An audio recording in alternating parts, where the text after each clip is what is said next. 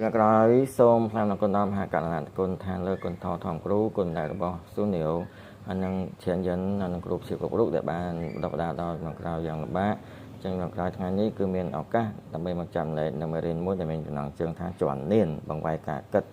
អញ្ចឹងសូមចាប់ដើមមេរៀនរបស់យើងនៅក្នុងទីងងឹតមើលឃើញកំពូលភ្នំនៅយើងបើសិនជាយើងចង់រីករាយទី1គឺតែផ្លិចរឿងកន្លងទី2គឺយើងមិនដឹងអំពីថ្ងៃអនាគតហេតុអ្វី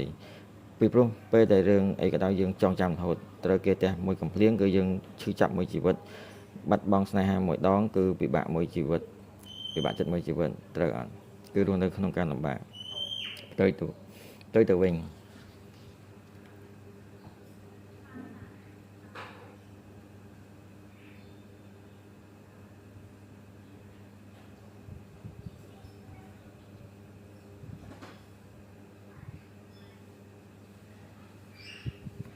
ប្រសិនជាយើងដឹងថាអនាគតมันមានពន្លឺមានតែទីងងឹតសូថាយើងសប្បាយរីករាយដោយដូចម្ដេចបាន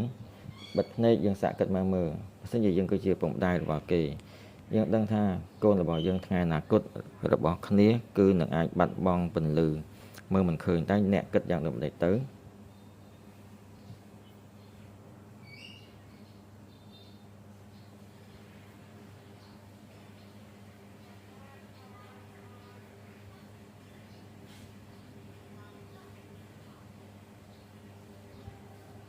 ចឹងអេរិកគាត់គឺជាជនជាតិអាមេរិក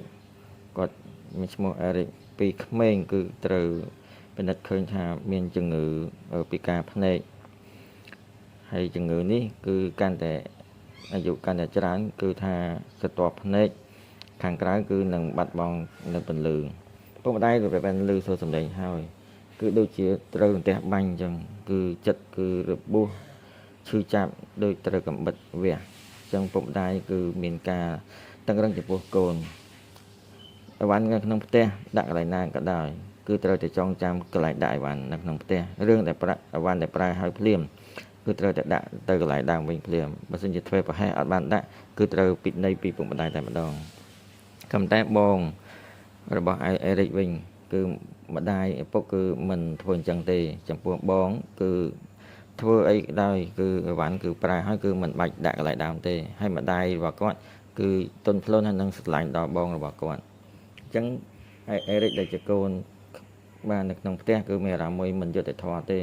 ហើយវាបានជាម្ដាយល្អដាក់បងចំពោះគាត់គឺអីក៏កាចម្លេះដូច្នេះហើយអេរិកនៅក្នុងចិត្តរបស់គាត់គឺមានការខឹងសង្វាពុពេញដោយគំនុំ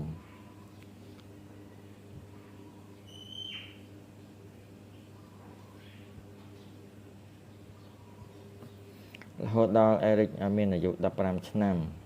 ហើយអេរិកក៏បានរស់នៅក្នុងទីងងឹតពីព្រោះពិការភ្នែកហើយមើលលេងឃើញទាំងស្រុងតែម្ដងខ្លាចទៅជាអ្នកពិការនៅពេលនោះម្ដាយរបស់គាត់បានយកឈើច្រត់មួយឲ្យគ្នាដើរទៅខាងក្រៅសាក់មើលចឹងភ្នែករបស់អេរិកគឺត្រូវបាំងដោយងងឹតហើយពពកខ្មៅក៏បាំងចិត្តរបស់គ្នាផងដែរអេរិកយកឈើច្រត់ដែលម្ដាយឲ្យគឺកាច់បាក់ជាពីរជាងរាល់ថ្ងៃគឺនៅក្នុងផ្ទះអត់ហ៊ានចេញក្រៅទេមានថ្ងៃមួយពេលដែលគេយកអីវ៉ាន់មកដោយសារនៅផ្ទះអត់មានអ្នកណានៅទេគឺមានតែអេរិកក៏បានទៅបើកទ្វារហើយក៏បានបើកទ្វារហើយក៏បានយកប៊ិចនៅក្បែរខ្លួនក៏បានសញ្ញេនៅលើកន្លែងអ្នកដឹកជញ្ជូនឲ្យសញ្ញេហើយអ្នកដឹកជញ្ជូនក៏បានសួរដោយឆ្ងល់ថាសុំមួយតើភ្នែករបស់អូនមើលឃើញអត់អេរិកគឺកវីក្បាលចាំមិនបានអេរិកគឺអាចបើកទ្វារបាទហើយយកប៊ិចដឹងកន្លែងសញ្ញេទៀតអញ្ចឹងអ្នកការភ្ញាក់ផ្អើលនៃអ្នកដឹកជញ្ជូននេះគឺភ្ញាក់ផ្អើលយ៉ាងដូច្នេះគឺប្រៀបដូចជាខ្យល់មួយក៏បានបក់នៅពពកខ្មៅក្នុងចិត្តរបស់គ្នាចេញបាត់ទៅដោយសារតែការភ្ញាក់ផ្អើលរបស់អ្នកដឹកជញ្ជូនហ្នឹងក៏ធ្វើឲ្យពពកខ្មៅដែលបាំងចិត្តរបស់អេរិកហ្នឹងក៏បានបក់បាត់ទៅអញ្ចឹងអេរិកភ្លាមមួយទៅពេកក៏មានការយល់អំពីហេតុអ្វីបានជាម្ដាយរបស់គាត់តឹងរឹងដាក់គាត់ពីព្រោះដែលរបស់គាត់ឲ្យគាត់ត្រៀមនៅលក្ខណៈសម្បត្តិមានថ្ងៃមួយពេលដែលពុកម្ដាយមិននៅផ្ទះទេអេរិកគឺអាចឯករាជ្យដោយខ្លួនឯងរស់នៅឯករាជ្យដោយខ្លួនឯង ចឹងអេរិចក៏បានយកនៅឈើច្រត់ដែលម្ដាយឲ្យគាត់ក៏បានដើរចេញទៅខាងក្រៅនៅក្នុងចិត្តក៏បាននឹកឃើញឡើងវិញថាកន្លងមកដែលមានការខឹងសង្វារចំពោះម្ដាយមានការគុំចំពោះម្ដាយក៏តែឥឡូវនេះគឺមានអារម្មណ៍មួយថាសេចក្តីស្រឡាញ់របស់ម្ដាយដ៏ខ្លាំងដ៏ធំចំពោះគាត់ក្នុងចិត្តគាត់ក៏បានសម្រេចចិត្តថាគាត់ត្រូវធ្វើនៅរឿងដែលមនុស្សធម្មតាអាចធ្វើបាន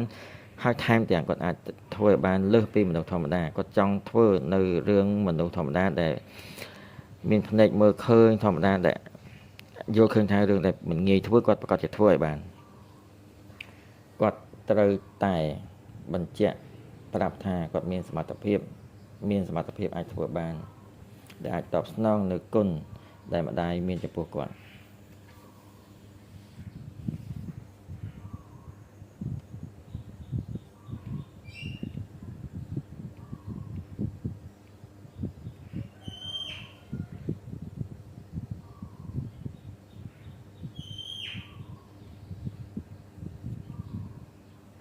ចឹងអេរិកក៏ចាប់តាមរៀនអំពីការឡើងភ្នំ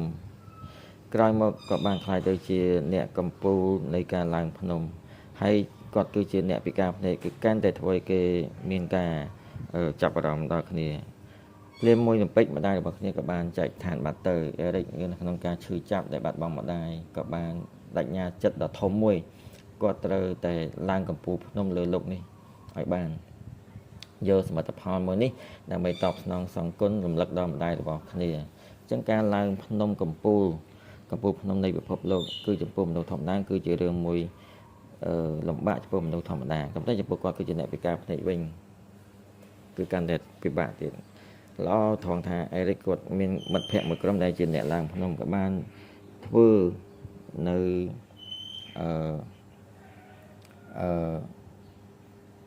រូបរាងនៃភ្នំសឹងមូហ្វុងដើម្បីឲ្យគ្នាដឹងអំពីសឹងមូហ្វុងនេះគឺមានកន្លែងណាដែលមានដែលមានឆ្នន់ជាន់កន្លែងណាដែលមានកន្លែងតោងកន្លែងណាដែលមានខ្សែកាបខ្សែអីហ្នឹងគឺឲ្យគ្នាហាត់ឡើងនៅភ្នំសបនិមិត្តមួយសិន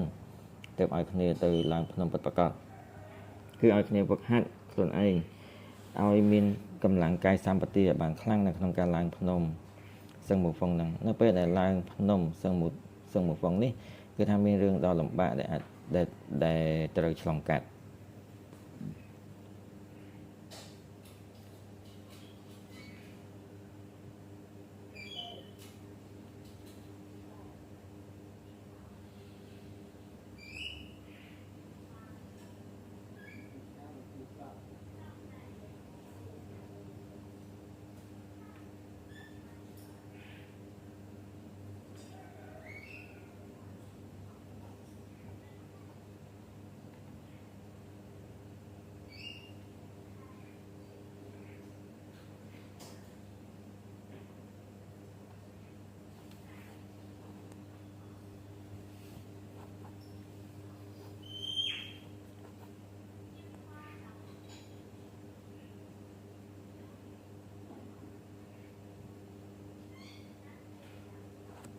នៅពេលដែលឡើងភ្នំសឹកមូហ្វុង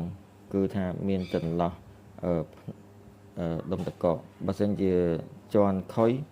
ប្រកាសជាអាចធ្លាក់ស្លាប់តែម្ដងអញ្ចឹងដើម្បីឡើងភ្នំនេះគឺដើម្បីឲ្យបានសម្រេចគឺមានតែដាក់ចិនដាវឡើងទៅលើភ្នំហ្នឹងដូច្នេះហើយអេរិកគឺវឹកហាត់ទៀត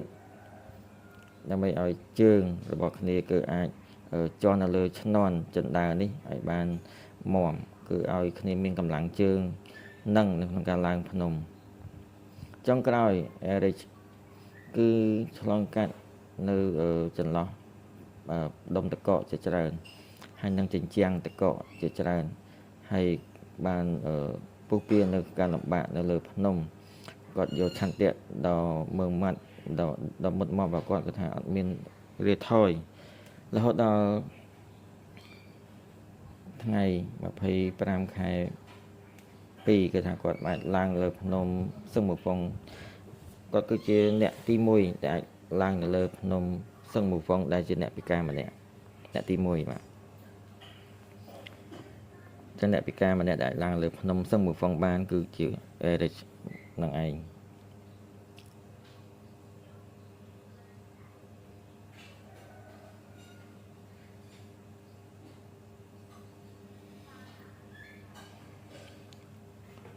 តាមពិត Eric គាត់មិនមែនចាប់ផ្ដើមពីការចង់ឡើងភ្នំសឹងមួយហ្វុងនោះទេ Eric គាត់ធ្លាប់ឡើងទៅលើភ្នំ Majin Lisa នៅអាហ្វ្រិកខាងជើងហើយនៅភ្នំនៅអាហ្វ្រិកខាងត្បូងហើយនឹងធ្លាប់ឡើងភ្នំបាទណានហ្វៃផងដែរហើយនៅប្រទេសអាល់ជីរីយ៉ាងហ្នឹងគឺឡើងទៅលើភ្នំជ្រោះដ៏ខ្ពស់ផងដែរ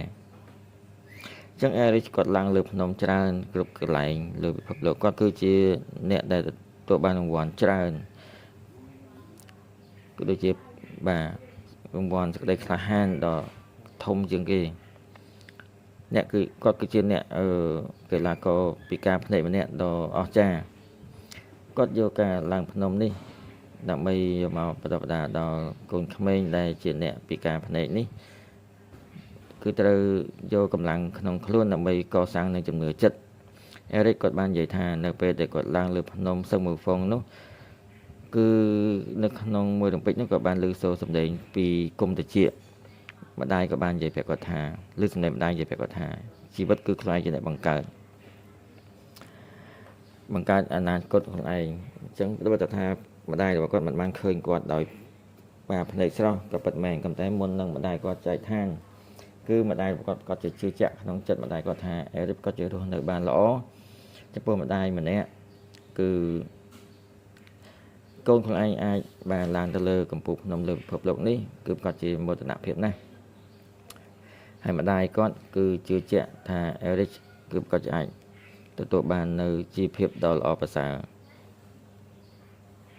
ឆ្នៃថ្ងៃនេះគឺយើងនិយាយអំពីការ change your way of thinking ការបង្វែរការគិត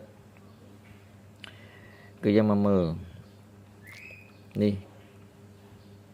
គឺជារូបរបស់លោក Eric Aliker អ្នកខ្លះតិចបានឃើញលោក Eric បាននិយាយថាអញ្ចឹងលោក Eric ក៏ឥឡូវគាត់នៅមានជីវិតអត់គឺពិតគាត់ណាស់គាត់នៅប្រទេសអាមេរិកគាត់កើតនៅឆ្នាំ1968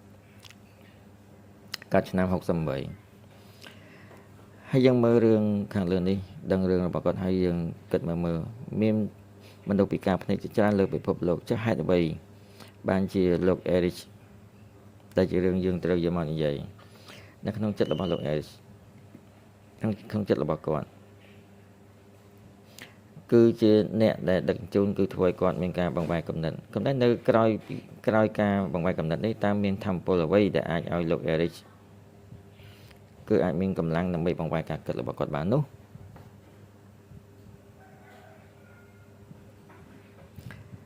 ខ្ញុំគិតថាមនុស្សម្នាក់ដែលអាចបង្វែរការគិតគឺដោយសារតែយើងមានទឹកចិត្តថ្លែងអំណរគុណយើងមានកម្លាំងថ្លែងអំណរគុណកាន់អិនជាងដោយសារតែលោក Eric គឺដឹងអំពីការលះបង់ពីចិត្តស្មោះពីម្ដាយរបស់គាត់ធ្វើឲ្យគាត់មានទឹកចិត្តដឹងគុណគាត់ចង់សងគុណដល់ម្ដាយរបស់គាត់ខ្ញុំជឿជាក់ថាមានអ្នកពិការភ្នែកជាច្រើនប្រហែលជាគាត់មិនមែនដូចលោក Eric ដែលជាអ្នកជោគជ័យនៅលើឆាកនោះទេ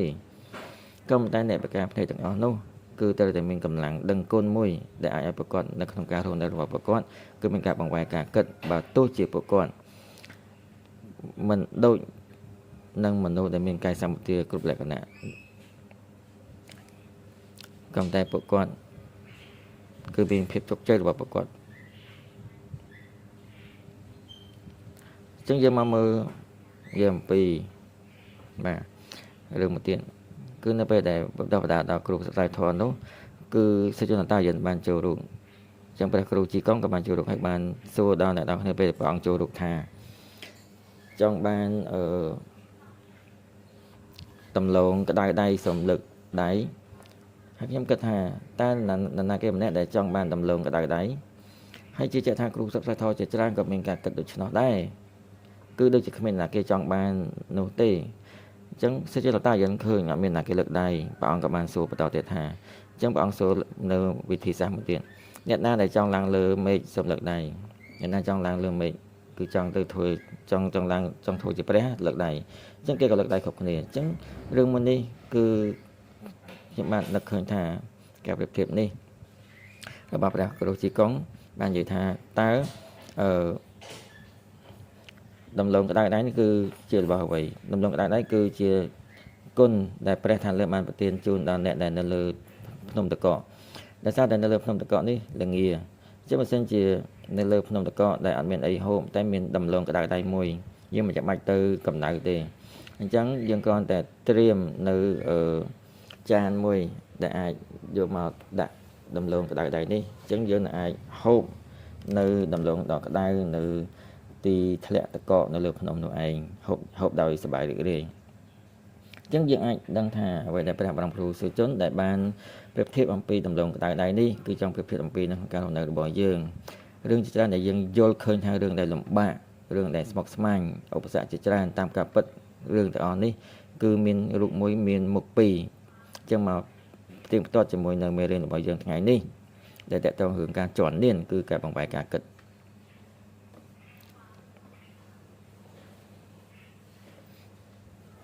នៅក្នុងជីវិតរបស់យើងមានរឿងជាច្រើននៅពេលដែលយើងកំពុងតែរីកចម្រើនគឺយើងអាចជួបនៅបញ្ហាជាច្រើនគឺយើងតែងតែមានទម្លាប់មួយយកការគិតរបស់យើងទៅពិចារណាអញ្ចឹងក្រោយយើងមកដល់ព្រះវិហារគឺយើងបានទទួលបាននៅគំនិតវិជ្ជមានជាច្រើនធម៌ពលវិជ្ជមានគឺយើងតែងតែយកវិជ្ជមាននេះយកមករំលឹកដល់ខ្លួនយើងនៅពេលដែលយើងប្រឈមនឹងបញ្ហាគឺយើងនឹងមានការគិតនៅមុខមួយទៀតបាទគិតនៅមួយកម្រិតផ្សេងមួយទៀតពេលយើងជួបបញ្ហាលំបាកនោះគឺយើងកាន់តែមានសេចក្តីក្លាហាននឹងការដោះស្រាយបញ្ហាមានសមត្ថភាពដោះស្រាយបញ្ហាបាន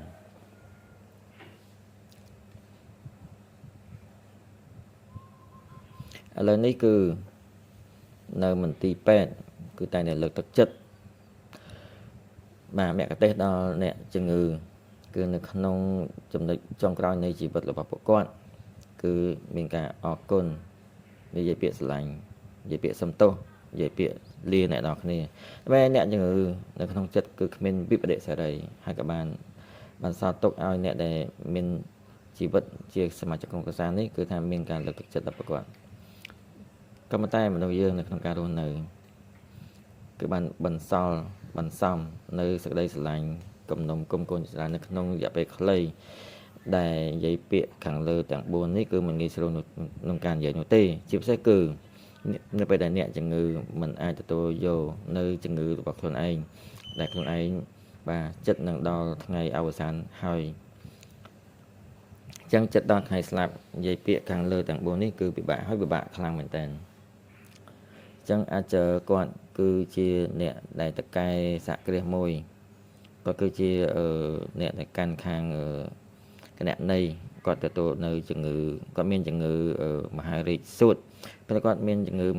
មហារីកសួតនេះគាត់ថាគឺជាដំណាក់កាលចុងក្រោយហើយមានការប្រែប្រួលជំងឺនេះខ្លាំងមែនតើមិនយូរប្រហែលគាត់បានបញ្ជូនទៅដល់បន្ទប់ ICU បញ្ជូនទៅបន្ទប់ ICU មួយជីវិតរបស់គាត់គឺបាន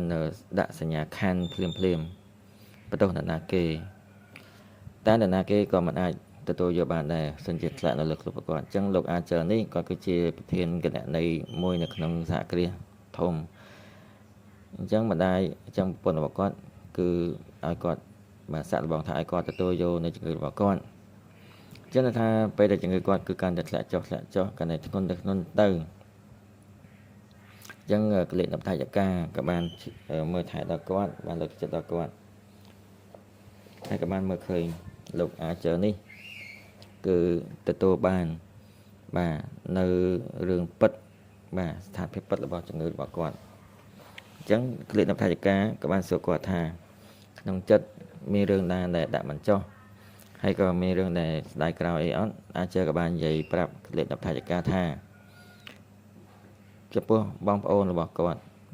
គឺថាមានមិនត្រូវគ្នាច្រើនអាចគាត់គឺជាបងធំគេនៅពេលក្មេងគឺម្ដាយពុកស្រឡាញ់ដល់គាត់ពេលគាត់ធំបងប្រុសបងស្រីរបស់គាត់គឺមានជំនឿនៅក្នុងខ្លួន ហើយក៏តែងតែយកលេសថាចង់បួងសួងឲ្យបុព្វម្ដាយនិងធ្វើបុណ្យឲ្យដូនតាឲ្យអាចនេះចូលបុណ្យអញ្ចឹងអាចក្នុងចិត្តក៏បានគិតថាបងប្រុសបងស្រីរបស់គាត់គឺគិតអញ្ចឹងគឺជារឿងមួយល្អឬឲ្យគាត់វិញគាត់អាចមានសមត្ថភាពចូលបុណ្យអញ្ចឹងបងប្រុសបងស្រីគាត់ចូលបុណ្យទោះបីជាចិត្តរបស់គាត់គឺថាមិនសុខចិត្តក៏ដោយហាក់បីដូចជាត្រូវបងប្រុសបងស្រីជំរិតបាទឲ្យគាត់ចូលបុណ្យអញ្ចឹងដោយសារតែសម្រាប់គិតអំពីបងប្អូនគឺគាត់ក៏មិនបដិសេធដែរក៏គាត់ចូលបុណ្យដែរକିନ୍ତୁពេលដែលអេរិកនៅពេលដែលអាចគាត់ធ្លាក់ខ្លួនឈឺហើយបងប្រុសបងស្រីរបស់គាត់គឺនៅតែឲ្យគាត់ចូលបុណ្យថាឲ្យគាត់ចូលបុណ្យទៅពេលគាត់ធ្លាក់ខ្លួនឈឺនេះឲ្យគាត់ឆាប់ជាយកលុយចូលបុណ្យនៅក្នុងពេលសន្និបាតធម៌នៅព្រះវិហារជាដើមហ្នឹងអាចគាត់ឆាប់ជាហើយអាចគាត់គិតថាគាត់ត្រូវបង់ថ្លៃពេទ្យហើយគាត់ត្រូវបង់ថ្លៃជីវភាពគ្រប់គ្រួសាររបស់គាត់អញ្ចឹងគាត់មានការស្ទាក់ស្ទើរហើយបងប្រុសបងស្រីរបស់គាត់គឺមិនបានមកមើលគាត់នៅមន្ទីរពេទ្យទេហើយគាត់ចេះតែឆ្ងល់ពោះបងប្រុសបងស្រីមិនបានជាមិនមកមើលគាត់ដល់មន្ទីរពេទ្យជាយូរណាស់មកហើយអាចគឺគាត់មានបាទការយល់ឃើញចំពោះបងប្រុសបងស្រីរបស់គាត់គឺថាគាត់គិតថានៅក្នុងចិត្តរបស់គាត់គឺគាត់មិនឯកភាពនៅអ្វីដែលបងប្រុសបងស្រីគាត់ធ្វើនោះទេនៅក្នុងចិត្តរបស់គាត់គឺគាត់មានពាក្យដែលមិនអាចនិយាយចេញគឺជាការខឹងហើយនឹងការឆ្គងក្នុងចិត្តរបស់គាត់ជាពិសេសគឺលើគាត់ធ្លាក់ខ្លួនឈឺបងប្រុសបងស្រីមិនត្រឹមតែមិនយល់គាត់ហើយចិត្តតែសុំលុយគាត់ឲ្យគាត់ចូលបុណ្យអញ្ចឹងគាត់មានការអត់ធ្មត់ហើយអត់ធ្មត់ថែមទៀតនៅតែអត់ធ្មត់មិនបាននៅពេលកលេស10ថវិកាលើសូចឹងហើយក៏បាននិយាយប្រាប់អាចថាតាមការពិតមនុស្សម្នាក់ដែលលោភលន់គឺគាត់លោភលន់គឺដោយសារតែតម្រូវការគឺមិនបានពេញលេញទើបមានការលោភលន់អញ្ចឹងប្រហែលជាអាចពីក្មេងមកគឺទទួលបានការស្រឡាញ់ថ្នាក់ថ្នមពីពុកម្ដាយអញ្ចឹងបងប្រុសបងស្រីគាត់ជាមិនសូវជា take care ដល់ប្អូនម្នាក់នេះទេអញ្ចឹងប្អូនប្រុសនេះគឺជាអ្នកដែលទទួលបានអត្ថប្រយោជន៍អញ្ចឹងទៅតែចង់បានអ្វីមួយពីលើខ្លួនប្អូនវិញដើម្បីយកពីប្អូននេះដើម្បីមកប៉ះពើអ្វីដែលពុកម្ដាយមិនបានផ្ដល់ឲ្យបងប្រុសបងស្រីហ្នឹងយកពីប្អូនវិញអញ្ចឹងបាទអញ្ចឹងបងប្រុសបងស្រីគឺមិនបានសួរដល់អាចមិនបានមកសួរស្តុកដល់បន្ទប់ជំងឺអ្នកថវិកាគាត់បានបកស្រាយថាប្រហែលជាបងប្រុសបងស្រីអត់ដឹងថាត្រូវនិយាយមិនចំពោះប្អូនហើយក៏ខ្លាចការបាត់បង់ដល់ប្អូនប្រុសម្នាក់ដែលប្អូនប្រុសបងប្រុសនឹងចិត្តដល់ពេលស្លាប់ហើយអញ្ចឹងអាចតែបានលើសូនអញ្ចឹងក៏បានដាក់ចុះនៅគំនុំនឹងការឆ្គាំឆ្គងក្នុងចិត្តរបស់អាចហ្នឹងអាចក៏បានបាទបងវាយការគិតរបស់អាចនេះចុងក្រោយគាត់ក៏បានជ្រើសរើសនៅការថតសម្លេងដើម្បីនិយាយប្រាប់បងប្រុសបងស្រីរបស់គាត់និយាយអំពីពាក្យក្នុងចិត្តគាត់ថាគាត់ក៏មិនឯកភាពអ្វីដែលបងប្រុសបងស្រីធ្វើនោះដែរពេលនោះគឺអរគុណដល់បងប្រុសបងស្រីដែលនៅក្នុងការរីកចម្រើនរបស់ប្អូនគឺថាមានការមើលថែដល់ប្អូនអញ្ចឹងការថតសម្លេងមួយនេះក៏បានផ្ញើចេញទៅគឺប្រៀបដូចជាធ្លាក់ចូលក្នុងមហាសមុទ្របងប្រុសបងស្រីគឺអានហើយគឺ sin no reply ហើយក៏មិនបានមកមើលដល់ប្អូនដល់ទីពេទ្យដែរអញ្ចឹងគណៈផ្នែកការក៏បាននិយាយថាយ៉ាងហោចណាស់ក៏អ្នកបាននិយាយអំពីពាក្យក្នុងចិត្តរបស់អ្នកហើយក៏បានបង្ហាញអំពីការអរគុណដល់បងប្រុសបងស្រីចុះឪពុកបងប្រុសបងស្រីតបមិនតបចំពោះអាចឯងគឺមិនក៏បាននិយាយចេញពីពាក្យក្នុងចិត្តដែរគេមិនឆ្លើយតបក៏ដោយ sin no reply ក៏ដោយអញ្ចឹងតែពេលតែផ្ញើ voice សម្លេងនេះទៅហើយក្នុងចិត្តរបស់អាចគឺកំពុងតែបានសម្រាប់សម្រួលជាមួយបងប្រុសបងស្រីហើយគាត់បាននិយាយជាមួយប្រពន្ធគាត់ថាក្នុងចិត្តរបស់គាត់គឺគាត់ដឹងគុណដល់បងប្រុសបងស្រីរបស់គាត់ចឹងអាចនៅក្នុងក្រុមគ្រួសាររបស់គាត់មានជំនឿសាសនានោះគឺគាត់ជឿទៅលើសាសនាតៅសាសនាព្រះពុទ្ធច្រើនជាងហើយក្រោយមកទៀតគឺគាត់សម្រេចចិត្តថាបាទបំពោះដល់ពុទ្ធពធប្រសង្ឃនៅក្នុងទីពេទ្យហើយថាតកាក៏បានទៅអញ្ជើញដល់ដេគុណមកដល់ក្នុងបន្ទប់អ្នកជំងឺហ្នឹងបាទលេខ10ថាតកាគឺបានមុនលោកមកដើម្បីឲ្យអាចនេះបានស្ពះលោកបាទបំពោះបាទជឿជាក់ទៅលើពុទ្ធពធប្រសង្ឃអញ្ចឹងអាចគឺនៅក្នុងការមគ្គទេសរបស់ដេគុណនោះគឺបានសម្រេចនៅកិច្ចបាទ អរគុណបាទដោយដៃបណ្ណំសញ្ញាលោកជង្គង់ក៏អរគុណដល់ដឹកគុណនឹងមិនយូរប៉ុន្មានអាចក៏បានស្លាប់បាត់បង់ជីវិតនៅក្នុងស្នាមញញឹមអញ្ចឹងគណៈបច្ចុប្បន្នគឺបានឃើញអ្នកជំងឺជាច្រើនគឺមិនមែនមានអ្នកជំងឺទាំងអស់គឺដូចជាអាចអញ្ចឹងនោះទេគាត់យល់ឃើញថាអាចគឺឆ្លងកាត់ការកសាងខ្លួនរក្សាចិត្តរបស់គាត់គឺយករឿងកន្លងរបស់គាត់មានការបង្វែរការគិតដោយការដឹងគុណជ្រើសរើសយកការដឹងគុណដើម្បីឲ្យជីវិតចុងក្រោយរបស់គាត់គឺបាត់បង់ជីវិតទៅដោយរីករាយក្នុងចិត្តអញ្ចឹងដោយសារតែបញ្ហាពេលវេលាគឺយើងសម្រាប់ផ្លែសិនបន្តិចទៀតយើងនឹងចូលដល់ស្ដាប់នៅវគ្គទី2បន្តទៀតក្រោយសូមតាមគុណដល់មហាករុណាគុណឋានលើគុណធម្មគ្រូគុំណារបស់ស៊ូនីអូឈានយ៉ាងគ្រូព្យាគ្រប់រោគដែលបានប្រព្រឹត្តដល់ក្នុងក្រោយដែលឲ្យក្នុងក្រោយថ្ងៃនេះគឺមានឱកាសដើម្បីចាំដៃនៅមេរៀនជាន់នាននៅវគ្គទី2បន្តទៀតគឺមេរៀនបង្វែរការគិតតែពិតអ្នកជំងឺក្នុងទីពេទ្យជាច្រើនមានអ្នកជំងឺជាច្រើនគឺមិនគាត់ថាចេះដឹងគុណនោះទេអ្នកខ្លះទៀតគឺមិនដឹងថាត្រូវដឹងគុណផងដែរឧទាហរណ៍ថាមានអ្នកជំងឺម្នាក់ឈ្មោះអាយៀ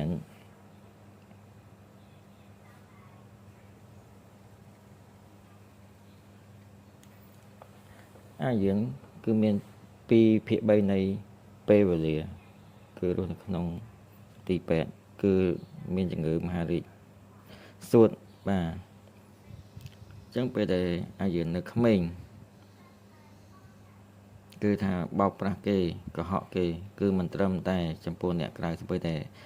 សមាជិកក្រុមគ្រួសារក៏បោកកុហកដែរ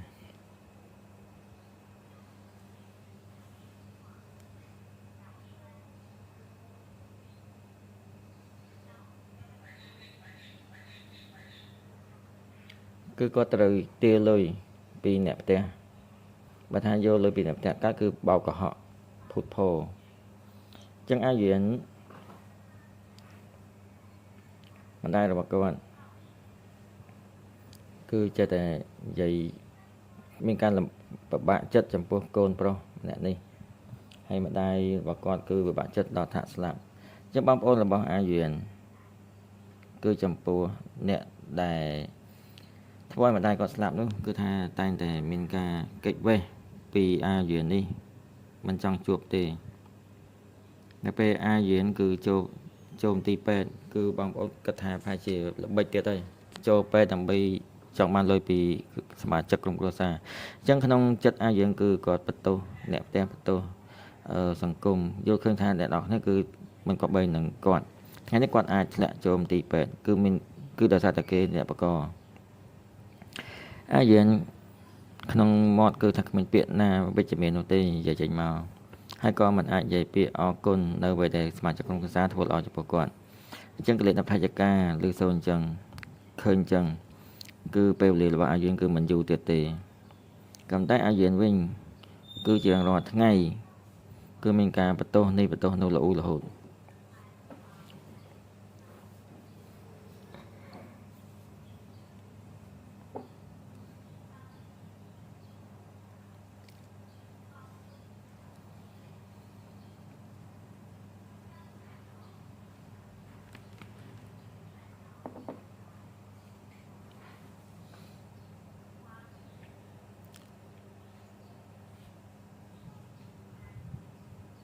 អញ្ចឹងអាច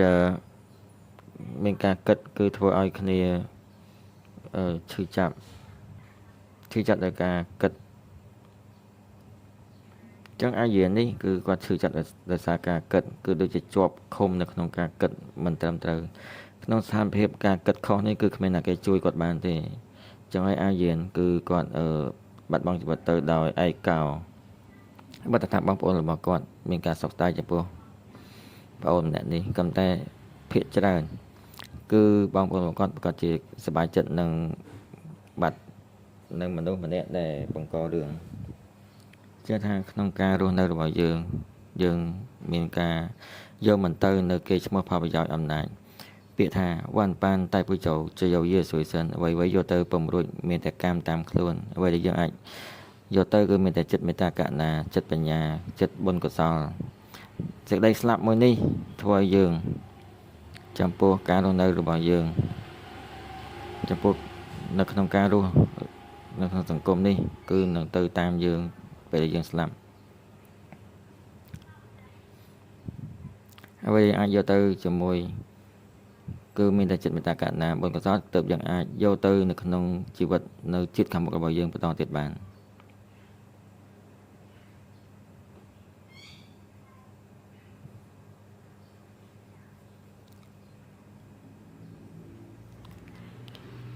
អញ្ចឹងរឿងរបស់អាច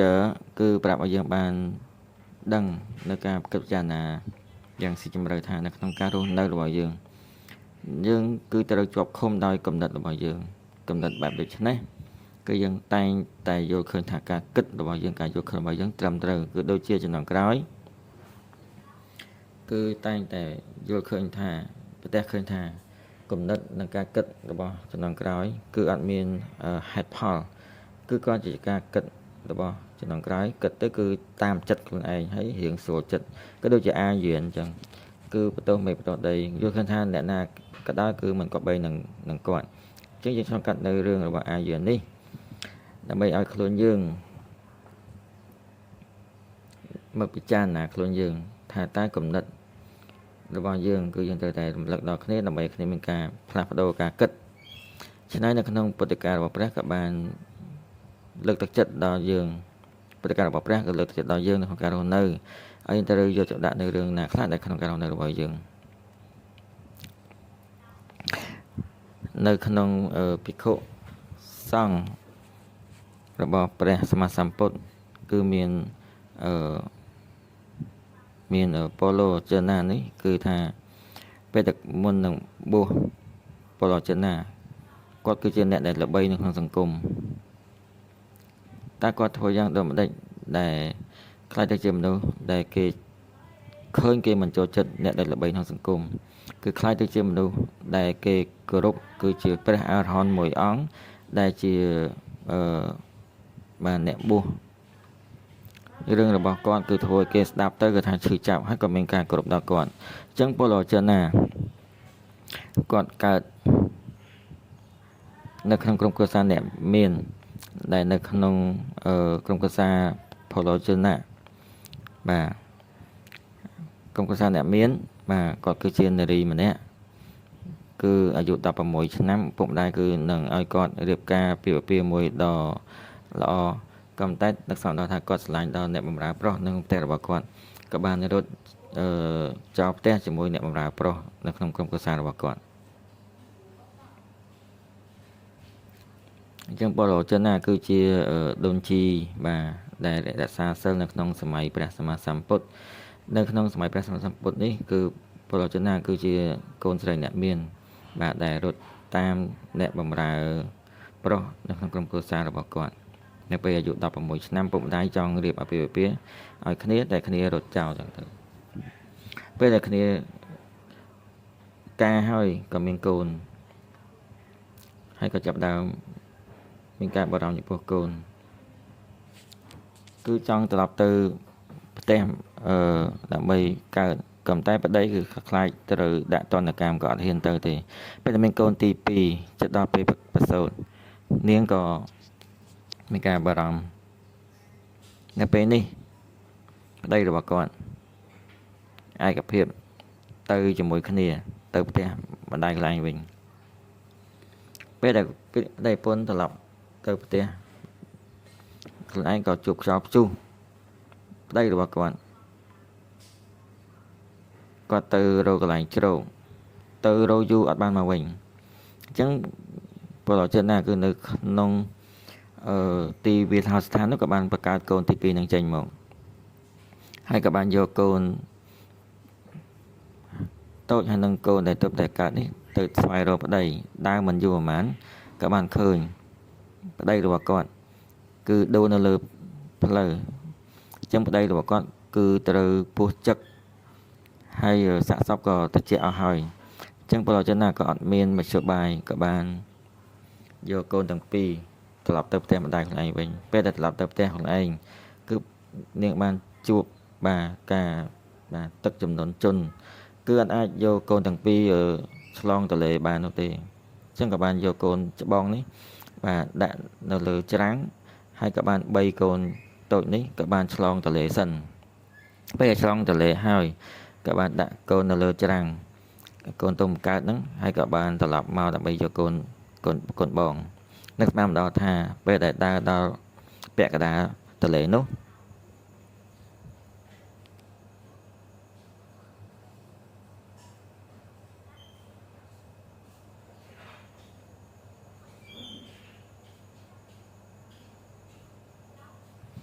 ពេលដែលដើរមកដល់ពាក់កណ្ដាលទន្លេនោះគឺឥន្ទ្រីដ៏ធំមួយក៏បានហោះពីលើមេឃក៏បានពំបាទចឹកនៅទារកនឹងបាត់ទៅហើយកូនច្បងគឺត្រូវបានទឹកបាទក៏បានគួចទៅបាត់អញ្ចឹងភ្លៀងខ្ចប់ជួសមួយមេគឺទាំងប្តីទាំងកូនទាំងពីរត្រូវបាត់បង់ជីវិតមិនត្រឹមតែប៉ុណ្្នឹងពេលដែលគាត់ទៅដល់ប្រទេសរបស់គាត់គឺឃើញខ្ចប់ជួសនេះគឺត្រូវបានបកនៅផ្ទះរបស់គាត់ទាំងពុកម្ដាយរបស់គាត់ក៏ត្រូវស្លាប់បាត់បង់ជីវិតដោយបាក់រលំផ្ទះហើយសាកសពក៏បានបូជាហើយទៀតអញ្ចឹងបរោចនាក៏ឈួតបាទក៏មានបញ្ហាសតិអារម្មណ៍គឺគាត់ពិបាកចិត្តថងថាប្តីរបស់គាត់ត្រូវជាសាកសពយ៉ាងល្ងាពុកម្ដាយគឺត្រូវទៅជាផេះបាទគេបូជាអស់អញ្ចឹងនៅក្នុងចិត្តរបស់បរោចនាគឺកូនរបស់គាត់ក៏បាត់បង់ទាំងពីរនៅក្នុងចិត្តបរោចនាគឺមានការស្ដាយក្រោយជាខ្លាំងគាត់យល់ឃើញថាទាំងអស់នេះគឺខុសដោយសារតែនាងអញ្ចឹងនាងគិតថាការឈឺឈួតលុយលានេះគឺជាការបណ្ណៃចំពោះខ្លួនឯងដាក់ទណ្ឌកម្មខ្លួនឯងមានថ្ងៃមួយបរោចនាគឺដើរលីលាតាមផ្លូវដូចជាមនុស្សឈួតពេលទៅដើរបណ្ដាក៏បានដើរមកដល់កន្លែងឈីវៀនជីងសើគឺជាកន្លែងដែលព្រះសម្មាសម្ពុទ្ធកំពុងតែមានសម្ដែងធម្មទេសនាឲ្យភិក្ខុសង្ឃទាំងអស់និងដូនជីអញ្ចឹងសម្ដែងរបស់ព្រះសម្មាសម្ពុទ្ធគឺប្រៀបដូចជាសម្លេងស្គរពេលព្រឹកជងពេលល្ងាចដែលហោះនៅដែលចូលក្នុងតិចរបស់បរោចនាអញ្ចឹងបរោចនានេះគឺថាដើរសំដៅទៅលើសម្ដែងរបស់ព្រះសម្មាសម្ពុទ្ធក៏បានមកដល់កន្លែងទី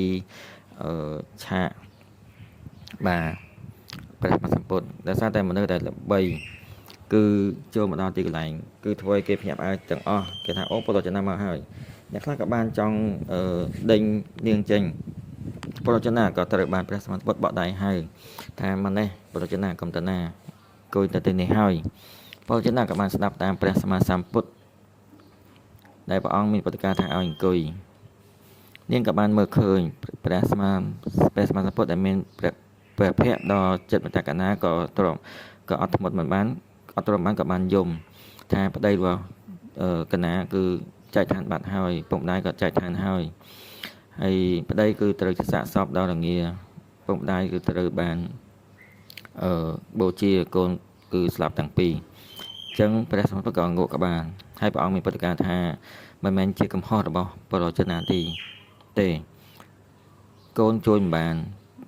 ប្តីក៏ទៅពោះចឹកស្លាប់ពុកម្ដាយគឺត្រូវទៅជាផេះទាំងអស់នេះគឺមិនមែនជាកំហុសរបស់បរោចនានោះទេមច្ចរាជគឺយកអ្នកផ្ទះរបស់អ្នកឯងអញ្ចឹងតែយើងមិនអាចទប់ទល់នឹងមច្ចរាជបាននោះទេបើសិនជាបរោចនាស្ដាប់យល់ពាក្យរបស់ខ្ញុំសូមឲ្យបរោចនាយកគំនិតត្រឹមត្រូវមួយដាក់ចុះនៅការឈឺចាប់យកការរក្សាចិត្តដ៏ស្ងប់ស្ងាត់នេះគឺដើរនៅលើផ្លូវដែលអាចរួចផុតចាកទុក្ខបានព្រះសម្មាសម្ពុទ្ធមានពុទ្ធកាបែបដូចនេះគឺប្រៀបដូចជាទឹកដ៏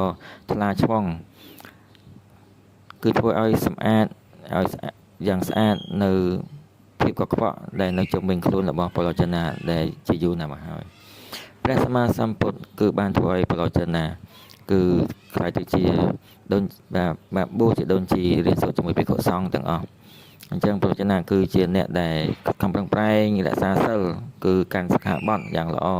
អ្វីដែលព្រះសម្មាសម្ពុទ្ធមានពុទ្ធិកាគឺជឿអនុវត្តយ៉ាងមុតមមមានថ្ងៃមួយមុនពេលសម្រានបរោចនាដូនជីបរោចនាក៏បានយកទឹកបាទមកលាងជើងពេលដែលដងទឹក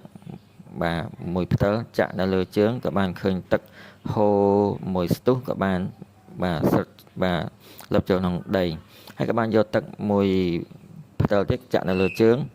ទឹកមួយផ្ទិលទី2គឺរាងស្អាតជាងមុនបន្តិចហើយក៏បានបាទលឹបចូលក្នុងដីហើយក៏បានយកផ្ទិលទឹកទី3ក៏បានចាក់នៅលើជើងទឹកហ្នឹងគេថាហូរកាន់តែហូរបានកាន់តែឆ្ងាយទៅជ្រាបចូលក្នុងដីអញ្ចឹងការគិតរបស់ពុទ្ធចនាក៏បានគិតថាទឹកមួយផ្ទិលគឺប្រៀបដូចជាកូនពៅដែលទៅកើតក៏បានលាចាក់លោកនោះអញ្ចឹងផ្ទិលទី2គឺប្រៀបដូចជាប្តីរបស់គាត់គឺនៅក្មេងសោះពោះចឹកស្លាប់ផ្ទិលទី3គឺប្រៀបដូចជាឪពុកម្ដាយបងប្អូនរបស់គាត់គឺមួយជីវិតគឺរាប់សិបឆ្នាំចុងក្រោយគឺនៅតែត្រូវស្លាប់បាត់បង់ជីវិតអញ្ចឹងព្រះសម្មាសម្ពុទ្ធនៅក្នុងពេលដែលព្រះអង្គសមាធិព្រះសម្មាសម្ពុទ្ធកំពុងតែសមាធិក៏បានមើលឃើញការគិតរបស់ពលរចនាយ៉ាងដូចនេះហើយក៏បានបង្ហាញនៅការបង្ហាត់រៀនដល់ពលរចនាថាពលរចនានោះម្នាក់ផ្សេងជារស់ដល់អាយុ100ឆ្នាំគឺនៅតែមិនដឹងអំពីវិធីសាស្ត្រការចាស់ឈឺស្លាប់នេះមិនប្រសើរជាងរស់នៅតែមួយថ្ងៃទើបអាចមកត្រាស់ដឹងអំពីការចាស់ឈឺស្លាប់ពលរចនាគឺនៅពេលដែលសង្កេតមើលទឹកដែលលាងជើងនេះគឺក្នុងចិត្តរបស់ពលរចនាគឺបានបន្សុទ្ធយ៉ាងស្អាតយ៉ាងបរិសុទ្ធពលរចនាគឺបានយកបាទទៀនយកភ្លើងទៀន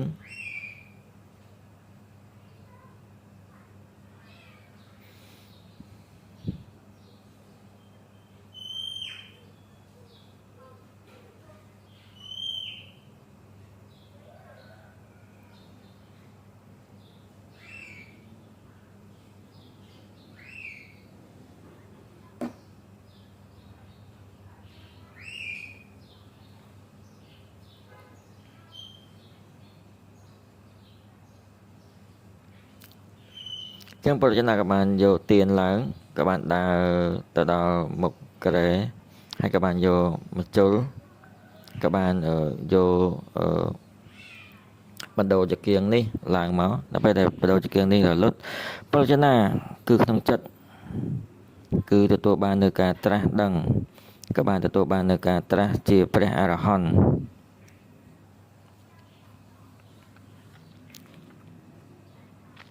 តែក៏ពិតយើងរស់នៅក្នុងការរស់នៅគឺត្រូវមានការចង់បានគឺមានការគិតគឺយើងមានការដាស់តឿនខ្លួនយើងថាចំពោះរឿងរបស់ដូនជីពលរចនានេះគឺយើងរៀនសូត្រតាមពលរចនាថានៅក្នុងការរស់នៅរបស់យើងគឺមានដំឡូងដ៏ក្តៅមួយតែជាដំឡូងដ៏ក្តៅដែលអាចជួយដល់យើងឲ្យយើងរីកចម្រើនហើយក៏មិនមែនមានណាម្នាក់ចង់ជួបប្រទះដូចជាពលរចនាដែលជួបប្រទះនៅរឿងដ៏លំបាកបបិសោជីវិតដ៏ជូរចត់ក៏តែអ្វីដែលជាពលរចនាជួបជីវិតដ៏ជូរចត់នេះគឺក៏បានសម្រេចបានមគ្គផលជាសម្រេចបានជាសមិទ្ធផលជាបាទព្រះអរហន្តមួយអង្គចឹងនៅក្នុងការរស់នៅតែបង្វែរការគិតរបស់យើងជន់នានបង្វែរការគិតអញ្ចឹងវិធីសាស្ត្រនៃការបង្វែរការគិតនៅក្នុងការរស់នៅរបស់យើងគឺដូចជាយើងវឹកហាត់ក្បាច់គុនអញ្ចឹងដែរគឺយើងសង្កេតមើលការគិតសង្កេតមើលអារម្មណ៍របស់យើងតើយើងមានការយល់ខុសដែលអត់គឺយើងឲ្យមកយល់ច្បាស់អំពីធាតុពិតដើម្បីមកការបង្វែរការគិតរបស់យើងគឺនៅក្នុងការគិតរបស់យើងយល់អំពីពិភពលោកនេះគឺយើងមើលឃើញពិភពលោកនេះយ៉ាងច្បាស់លាស់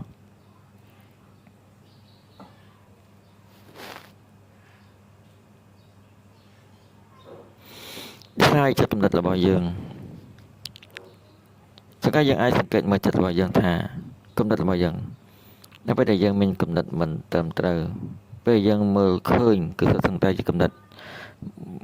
យើងមើលខុសគឺយើងឆ្លងកាត់ការបង្វែរការគិតដែលយើងធ្លាប់វឹកហាត់នេះគឺអាចឲ្យយើងបាទសេរីឲ្យត្រូវវិញបើយើងកាន់តែ កាន់តែគៀកជាមួយនឹងសតិសម្បជញ្ញៈរបស់យើងសារជាតិដើមដ៏បរិសុទ្ធរបស់យើងអញ្ចឹងមេរៀនរបស់យើងគឺនិយាយដល់ត្រឹមនេះបកស្រាយមិនបានត្រឹមត្រូវអ្វីសូមព្រះទេវតាខាងលើលេងទោសសម័យលេងច្បងដល់គ្នាជួយបដោជាមតិយោបល់សូមជម្រាបលាបងគ្នាគឺបរិយាកាសបង្វែរតាមការគិតរបស់យើងកិច្ចការសាមញ្ញកិច្ចការបឋមបានរីកចម្រើនទាំងពីរសូមជម្រាបលាបងគ្នាសំណាងដល់សូមអរគុណ